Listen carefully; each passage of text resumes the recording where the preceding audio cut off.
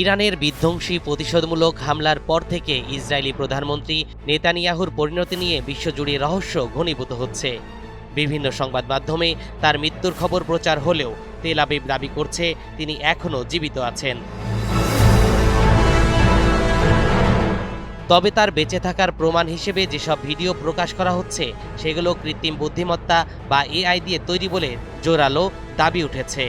এমন পরিস্থিতিতে এক বিস্ফোরক তথ্য দিয়েছেন ইসরায়েলে নিযুক্ত মিশরের সাবেক রাষ্ট্রদূত আতিফ সালেম। এখন পিরিয়ড হোক রেগুলার বা হেভি, প্রয়োজন মতো কনফিডেন্স আছে রেডি। Play with confidence. মিশরীয় সংবাদ মাধ্যম সাদা এল বালাদকে দেয়া এক সাক্ষাৎকারে সাবেক এই কূটনীতিক দাবি করেছেন নেতানিয়াহু যদি সত্যিই বেঁচে থাকেন তবে তিনি জেরুজালেমের অত্যন্ত সুরক্ষিত কোনো ভূগর্ভস্থ বাংকারে আশ্রয় নিয়েছেন। আতিফ সালেমের অনুমান অনুযায়ী এই বাংকারটি সম্ভবত পবিত্র আল আকসা মসজিদ প্রাঙ্গণের নিচে অবস্থিত।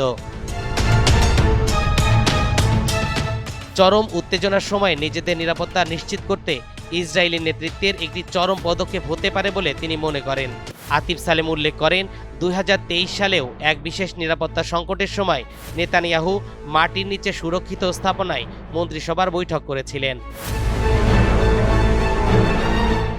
এখন পিরিয়ড হোক রেগুলার বা হেভি, প্রয়োজন মতো কনফিডেন্স আছে রেডি। Play with confidence.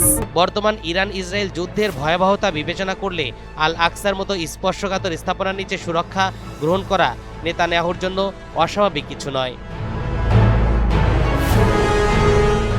সাবেক এই রাষ্ট্রদূত মনে করেন যুদ্ধে গুজব অনেক সময় মনস্তাত্ত্বিক অস্ত্র হিসেবে কাজ করে।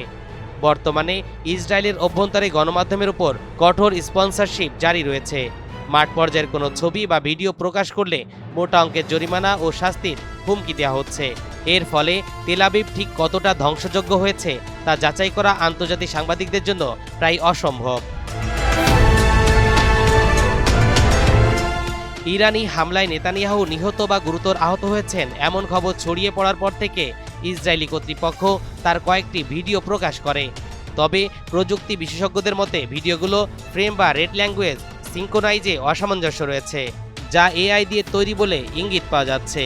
এই লুকোচুরি মূলত মিশরীয় কূটনীতিকের আল আকসা বাংকারের তত্ত্বকে আরও উস্কে দিয়েছে।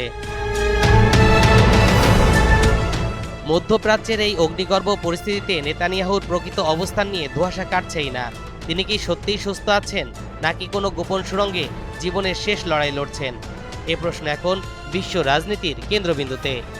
তরিকুল ইসলাম, NTV অনলাইন।